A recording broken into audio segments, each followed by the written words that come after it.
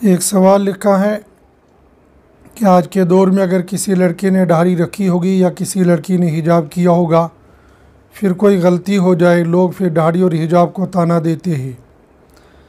इससे मिलता जुलता दूसरा सवाल ये लिखा है, अगर कोई ये दावा करे कि अल्लाह से मोहब्बत करने के लिए हमें हिजाब या दाढ़ी की कोई भी सुन्नत को फॉलो नहीं करना चाहिए, जैसे कि बोलते हैं कि क्लीन शेव वाले भी अल्लाह से मोहब्बत करते हैं, ये ज़रूरी नहीं कि दाढ़ी हो या न हो। असल में शरीयत मोहम्मदिया में ज़ाहिर और बातिन दोनों तरीक़े से ज़िंदगी गुजारने के तरीक़े और उसलूब बताए हैं। जैसे हज़रत नबी करीम सल्लल्लाहु अलैहि वसल्लम ने बातिन की इस्लाह की है, ऐसे ही ज़ाहिर को भी कैसे रखना है उसका तरीक़ा बताया है। तो ज़ाहिर में दाढ़ी रखना ये तमाम अंबिया अलैहिमुस्सलातु वस्सलाम की सुन्नत है। किसी नबी ने दाढ़ी नहीं कटवाई है। दाढ़ी कटवाने का रिवाज बहुत बाद में शुरू हुआ है। ऐसे ही पर्दा हिजाब कुरान का बाज़ाब्ता हुक्म है, या अय्युहन नबिय्यु कुल लिअज़वाजिका व बनातिका व निसाइल मुमिनीन युदनीना अलैहिन्ना मिन जलाबिबिहिन। इस आयत के ज़रिए से पर्दे का हुक्म नाजिल हुआ है। तो पर्दा करना, दाढ़ी रखना, ये दोनों शरीयत के हुक्म है, वाजिब है।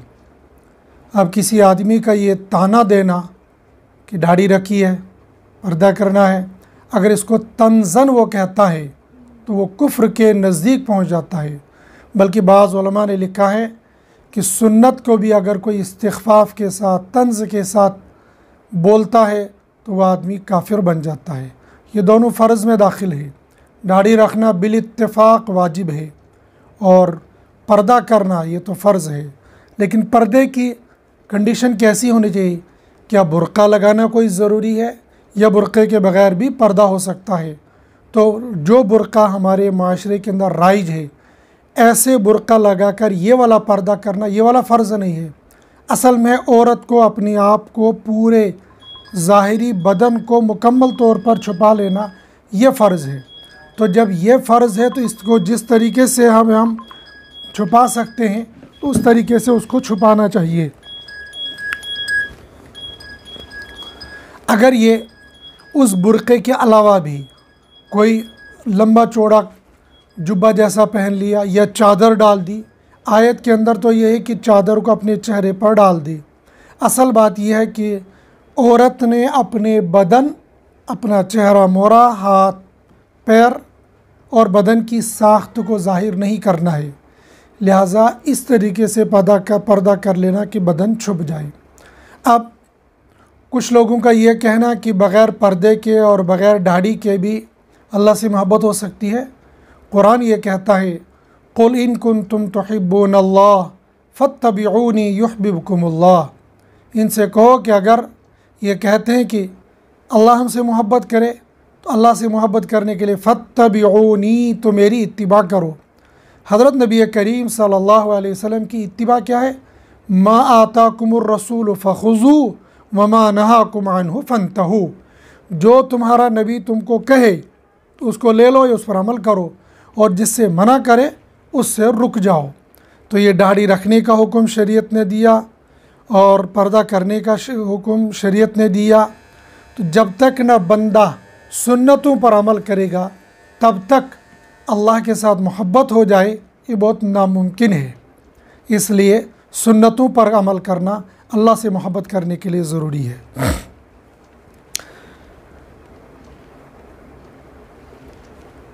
एक और साहब ने एक और सवाल लिखा है, अगर हम 4 रकात नमाज में 1 रकात भूल जाएं, फिर सलाम के बाद याद आ जाए, उसके लिए क्या हुक्म है? उसके लिए यह है कि जो ही याद आ जाए तो खड़ा हो जाए, रकात पूरी कर ले और सजदा से होकर के नमाज मुकम्मल कर ले। लेकिन ये उस सूरत में है कि जब बंदा अभी अपनी जगह पर बैठा हो, वहाँ से उठकर चल न दिया हो और किसी से बात न की हो, बैठा हो।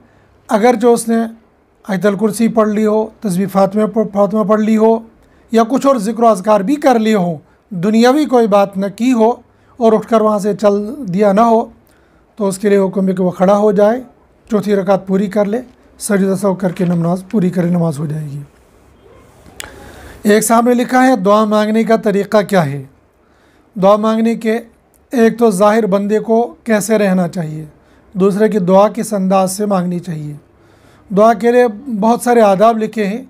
मोटे तौर पर बंदा क़िबला रू हो, अपने हाथों को उठा ले, सीने के सामने रखे, न तो बिल्कुल बहुत आगे कर ले न बिल्कुल पीछे कर ले, दरमियानी जगह पर रखे, और बीच की जगह न बिल्कुल हाथों को मिला दे, न यूँ हाथ पर दुआ रख कर दुआ मांगे, न दाढ़ी पकड़ कर दुआ मांग ले, बल्कि यूँ इस तरीके से ज़ाहिरी वज़ाक़त ऐसे रखी, और सर झुका हुआ होना चाहिए।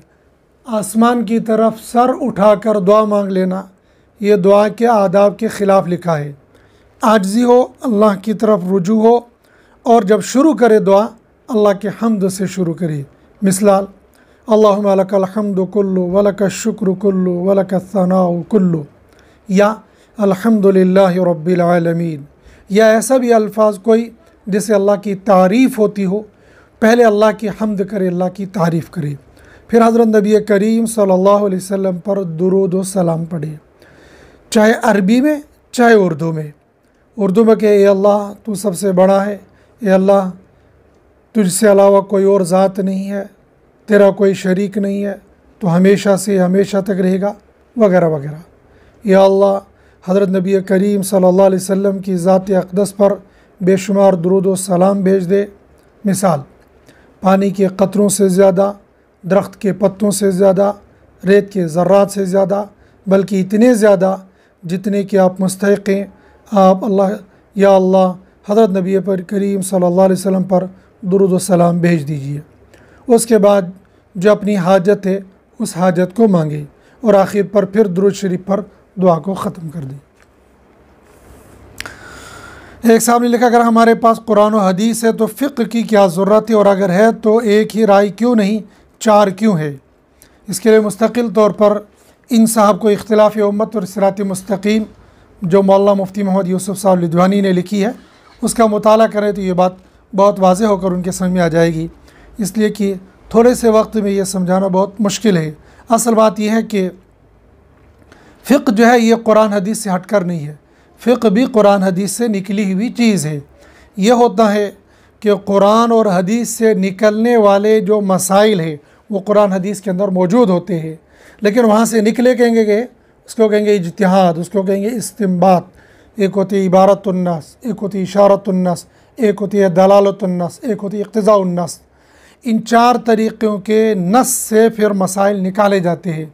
लेकिन चूँकि एक इल्मी बात है, इसके लिए मैंने किताब का हवाला दिया, इख्तिलाफ़ उम्मत और सिरात मुस्तकीम पढ़ ले तो शायद वहाँ से कुछ रहनुमाई मिल जाएगी, या बराह रास्त जहाँ पर ये साथी रहते हैं बराह रास्त किसी आलिम से मिल लेंगे तो शायद कुछ देर बैठ कर कुछ तसल्ली बख्श जवाब मिल जाएंगे।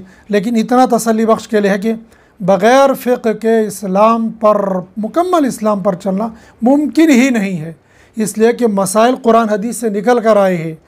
फ़िक़्ह जो निकला है ये किसी की मनगढ़ंत नहीं, यह सैयदना इमाम आज़म या सैयदना इमाम शाफ़ी या सैयदना इमाम अहमद बिन हम्बल या सैयदना इमाम मालिक रहिमहुमुल्लाह, इनकी बनावट नहीं, इनकी इख्तिरा नहीं है, बल्कि इन्हें कुरान हदीस से मसाइल निकाले उम्मत की आसानी के लिए।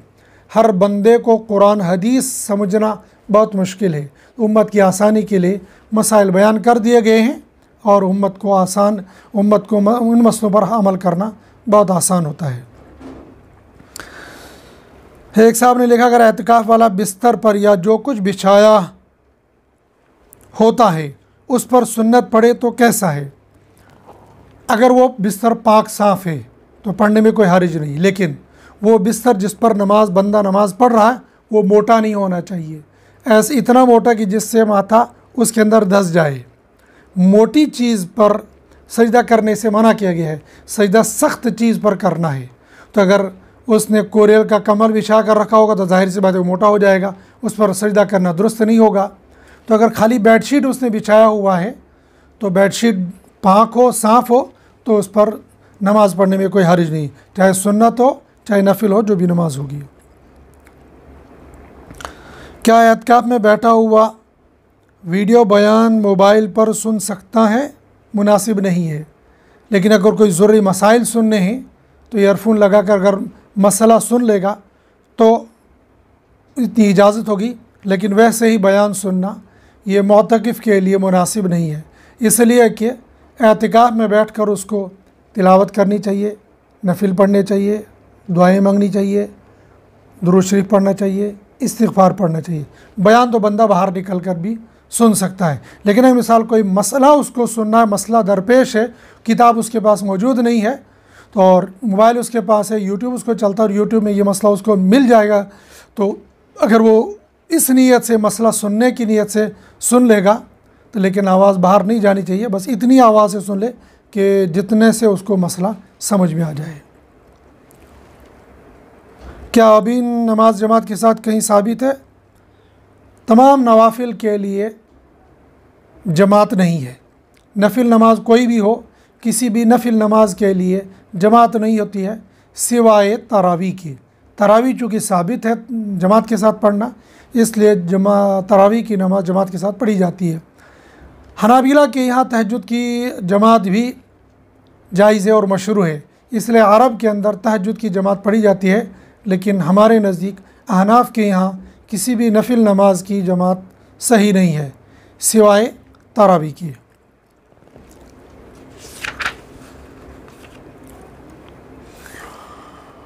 मेरा सवाल यह था कि मैं बच्चों को अपने घर में ट्यूशन क्लास देता हूं जिसकी मैंने माहाना फ़ीस रखी है। अगर कोई सवाल यह है कि अगर कोई बच्चा महीने के बीच में आमदन 5 से 8 दिन छुट्टी करे फिर पढ़े दोबारा आ जाए, क्या इस पर मैं उसको मुकम्मल फ़ीस ले सकता हूं?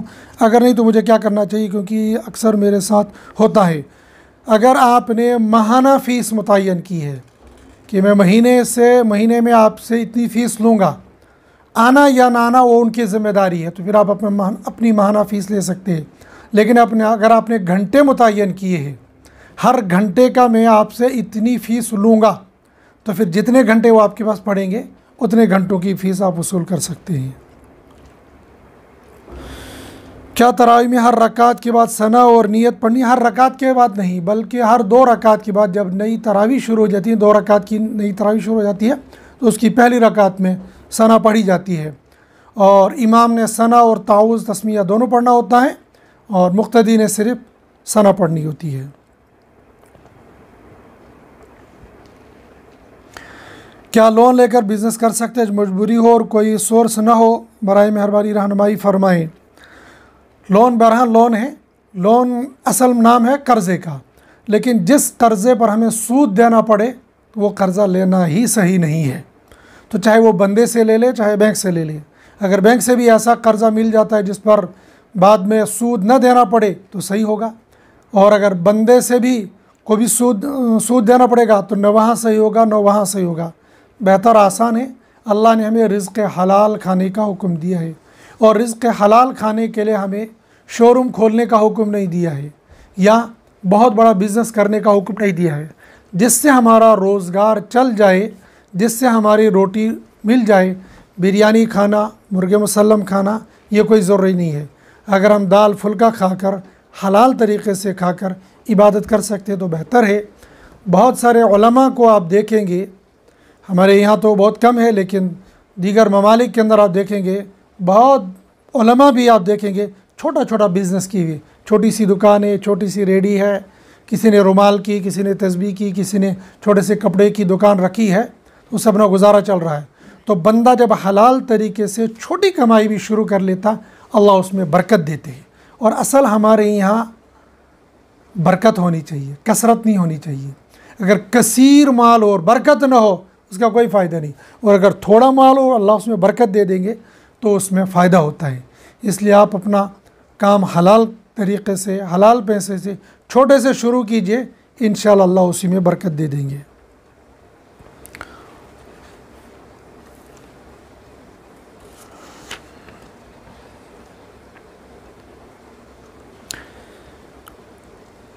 तरावी नमाज में तस्बीह पढ़ी जाती है, अगर इसके बदले मोबाइल में कुरान हो इससे तिलावत की जाए, क्या वह दुरुस्त है? दुरुस्त है।